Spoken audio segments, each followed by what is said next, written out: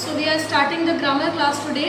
Okay. So in your grammar part, the very first chapter is parts of speech, and now I'm going to tell you how many parts of speech are there. So parts of speech का सबसे पहले मतलब होता है कि जो बात हम बोलते हैं, जो सेंटेंसेस हम बोलते हैं, यानी स्पीच जिसको हम कहते हैं, उसके कितने पार्ट्स होते हैं और वो कितने तरह के होते हैं, उनकी क्या पहचान होती है. ठीक है.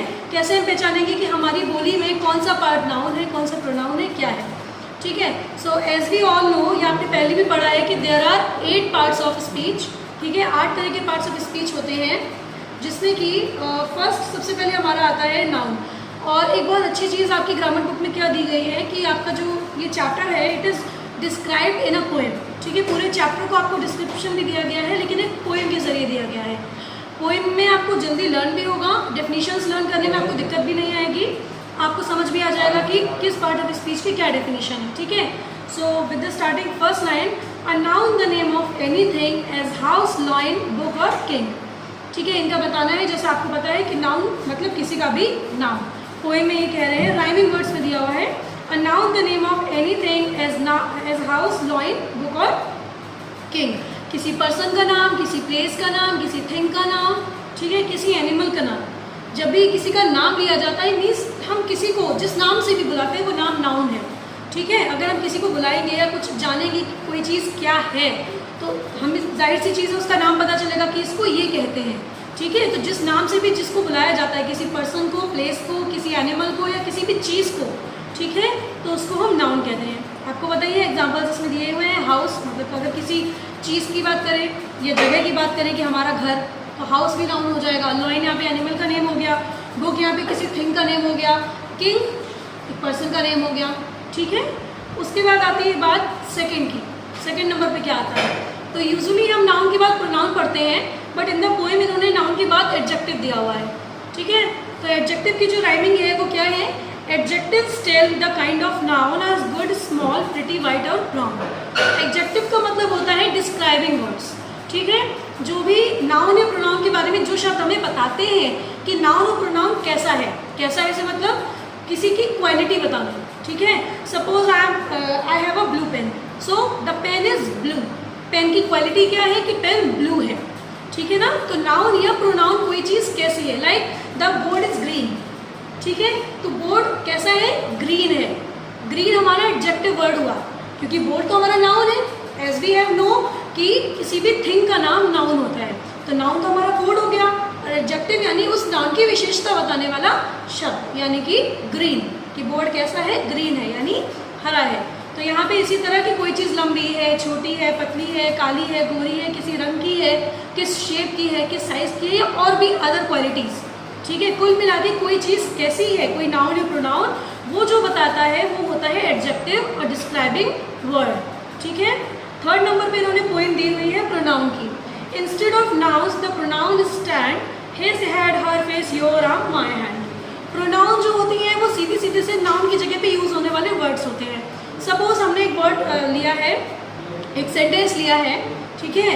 Ram is standing on the stairs. ठीक है. कि राम जो है वो सीढ़ियों पर खड़ा है. अब हमें यहाँ पे जो राम है, जो नाउन है, we want to replace that. हमें चाहिए कि हम वहाँ पे राम नहीं बोल रहे हैं, हम उसका नाम नहीं ले रहे हैं, या suppose we don't know the name of that person who is standing on the stairs. अगर हमें उस इंसान का नाम पता ही नहीं है जो सीढ़ियों पर खड़ा है, तो हम क्या बोलेंगे कि वो सीढ़ी पर खड़ा है. ठीक है. In that case when we do not know the name of the person, ठीक है, तो हम क्या करते हैं, at the place of that name हम वहाँ पे प्रोनाउन यूज़ करते हैं. ठीक है. लाइक अगर कोई लड़का है तो हम ही यूज़ करते हैं, लड़की है तो हम शी यूज़ करते हैं. ठीक है. कोई नॉन लिविंग थिंग है और कोई पेट एनिमल है, तो वहाँ पे हम पेट एनिमल या कोई भी एनिमल है या नॉन लिविंग थिंग है तो हम इट यूज़ करते हैं. ठीक है. और जब बात आती है प्लूरल में, प्लूरल यानी एक से ज़्यादा की बात आती है, तो वहाँ पे हमारा प्रोनाउन हो जाता है दे. ठीक है. सपोज स्टेयर्स पे 3-4 लोग खड़े हैं. ठीक है. And we do not know the exact name of those persons. हमें उन लोगों के नाम ही नहीं पता कि उनका क्या नाम है. So as we use the pronoun, the only option we have to use the pronoun. तो प्रोनाउन हम वहाँ पे क्या यूज़ करेंगे, ही तो यूज़ नहीं कर सकते, क्योंकि ही पर्टिकुलर एक बॉय के लिए आता है. ठीक है. शी भी यूज़ नहीं कर सकते, पर्टिकुलर एक गर्ल के लिए आता है. इट हमें पता है कि नॉन लिविंग थिंग या एनिमल के लिए आता है. So when we are talking about the plural ones, plural nouns, तो जब ये प्लूरल हो जाती हैं, so are taking the pronoun they, okay, they हम ले लेते हैं वहाँ पे, ठीक है। उसी तरह से क्या होता है जब हम इनके रिलेटिव प्रोनाउंस की बात करते हैं, जैसे ये मेरी किताब है, ठीक है, तो यहाँ पे जो मैं हूँ वो किससे रिलेट कर रहा हूँ, मैं अपने आप से रिलेट कर रहा हूँ, ठीक है। या तुम खुद की किताब से पढ़ो, ठीक है, you read with your book, या तुम अपनी खुद की किताब से पढ़ते हो, so you read with your book. So your जो वर्ड है वो यू का पजेसिव प्रोनाउन है, ठीक है, पजेसिव मतलब रिलेटिव, उससे रिलेट करता हुआ प्रोनाउन है, ठीक है। कोई चीज़ जहाँ पे किसी अपने का बोध हो रहा है कि वो चीज़ मेरी है, ठीक है। He is going school by his bicycle, ठीक है, तो वो अपनी साइकिल से स्कूल जाता है, तो यहाँ पे ही का रिफ्लेक्सिव प्रोनाउन या रिलेटिव प्रोनाउन या पजेसिव प्रोनाउन, ही का क्या हुआ, हिज, ठीक है। तो ये जो रिफ्लेक्सिव प्रोनाउंस होते हैं ये हमारा रिलेशन बताते हैं, ठीक है, प्रोनाउन का नाउन का अपने किसी चीज़ से, किसी भी चीज़ से, ठीक है।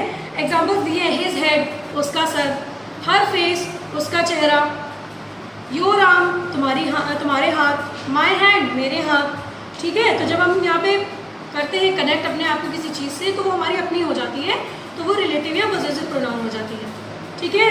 अभी हम नंबर 4 वाली राइमिंग पे आएंगे, वहाँ पे दिया है verbs tell of something being done, to read, write, play, carry और run. Fourth part of speech हम जानते हैं वर्ब होता है, वर्ब का मतलब होता है क्रिया, जो आपने हिंदी में भी पढ़ा होगा कि जो भी काम हम करते हैं दैट इज कॉल्ड वर्ब या क्रिया, ठीक है। तो जो हम काम कर रहे हैं वो सारे ही सब कुछ वर्ब है, like read, right, run, sleep, walk, jump, whatever, ठीक है। बात समझ में आ रही है कि यहाँ पे हम जो भी काम कर रहे हैं वो सब कुछ वर्ब है, हाँ। तो ing नहीं लगाना है। फर्स्ट थिंग क्या होती है, whenever I am asking to you that tell me 8 verbs, 5 verbs, whatever I am asking, तो आप क्या करते हैं, आप मुझे मैम रीडिंग, राइटिंग, मोस्टली बच्चों का ये होता है when they are going to tell the verbs की वर्ब क्या होती है, तो वो रीडिंग, राइटिंग, टेलिंग बोलेंगे, नहीं। Why are you adding ing क्यों ऐड करना है हमें, ing हमें ऐड करना ही नहीं है, it is a form of the verb. जिस तरह वर्ब की फर्स्ट फॉर्म होती है, सेकंड फॉर्म होती है, उसी तरह ing फॉर्म भी होती है।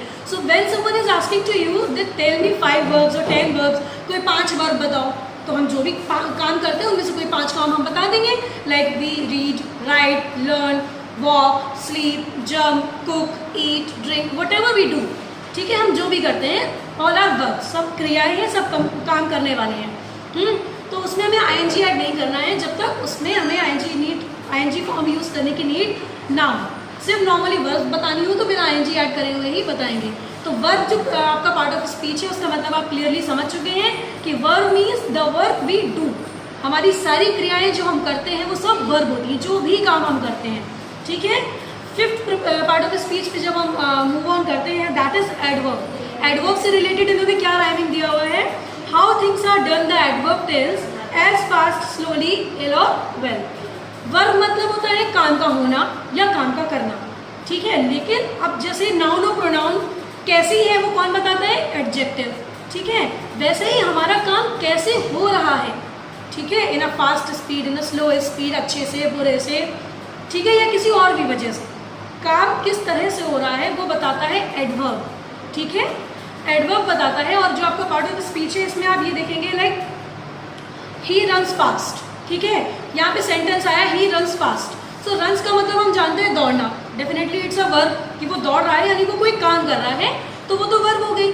लेकिन अब वो कैसे दौड़ रहा है, फास्ट, वो तेज दौड़ रहा है, ठीक है। तो कोई भी काम कैसे किया जा रहा है या कैसे हो रहा है ये बताने का काम होता है हमारी एडवर्ब का, ठीक है। अगला पॉइंट हमारा, अगला पार्ट ऑफ स्पीच है कंजक्शन। कंजक्शन का मतलब होता है जब हम किसी 2 सेंटेंस को या 2 वर्ड्स को जोड़ते हैं तो जो जोड़ने वाला शब्द होता है बीच में, ठीक है, जिसके द्वारा वो 2 सेंटेंस या 2 वर्ड्स जोड़े जाते हैं वो होता है कंजक्शन। हाँ, आपकी राइमिंग क्या दी हुई है, conjunctions join the words together as boys and girls and winds and weather, ठीक है। मतलब यहाँ पे आप जब ज्वाइन कर रहे हैं बॉय एंड गर्ल, बॉय और गर्ल, तो वो जो और आया वो क्या कर रहा है, बॉय और गर्ल को जोड़ रहा है, ठीक है, 2 वर्ड्स को कनेक्ट कर रहा है, बॉय एंड गर्ल। तो इन दोनों वर्ड्स को कनेक्ट कौन कर रहा है, and, which is conjunction. Then wind and weather, हवा और मौसम, हवा और मौसम अलग अलग है लेकिन इनको अगर हमें जोड़ना है so we have to use a conjunction, तो वो कंजक्शन हो गया एंड। इसमें आपका सिर्फ एंड बताया है इन्होंने, और भी बहुत से कंजक्शंस होते हैं लाइक बट, ठीक है, like we want to go to school but we are sick, या I want to go to school but I am sick, मुझे स्कूल जाना तो है, मैं जाना चाहता तो हूँ, बट मैं बीमार हूँ, लेकिन मैं बीमार हूँ, मैं स्कूल जाना चाहता हूँ लेकिन मैं बीमार हूँ, ठीक है। तो यहाँ पे क्या हो रहा है, मैं जाना चाहता हूँ और मैं बीमार हूँ, ये दो अलग अलग सेंटेंसेस हैं, और इन्हें कौन सा वर्ड जोड़ रहा है, बट, लेकिन, ठीक है। तो दो शब्दों को या दो सेंटेंसेस को, दो वाक्यों को जोड़ने वाले जो शब्द होते हैं, they are called conjunctions, okay. So now we are moving to the next parts of speech which is preposition. Preposition का सीधा सीधा काम होता है that it will tell you about the noun, that where is the noun, noun है कहाँ या pronoun है कहाँ, किसी चीज़ के अंदर है, किसी चीज़ के ऊपर है, किसी चीज़ के साइड में है, किसी चीज़ के पास में है, किसी चीज़ के पीछे है, किसी चीज़ के आगे है, the place, the exact place of the noun और द प्रोनाउन, ठीक है। Who tell you, the preposition. Preposition जो पार्ट ऑफ स्पीच है वो हमें ये बताता है कि नाउन कहाँ है, नाउन की स्थिति क्या है, ठीक है, वो किस जगह पे है, किसी के चीज़ के ऊपर है, किसी चीज़ के नीचे है, कहीं पे साइड में, जैसा मैंने बताया कि वो वहाँ पे आपकी पोजीशन बताता है कि नाउन कहाँ है। तो यहाँ पे राइमिंग क्या दी गई है प्रीपोजिशन की, the preposition stands before a noun as in और थ्रू अ डोर।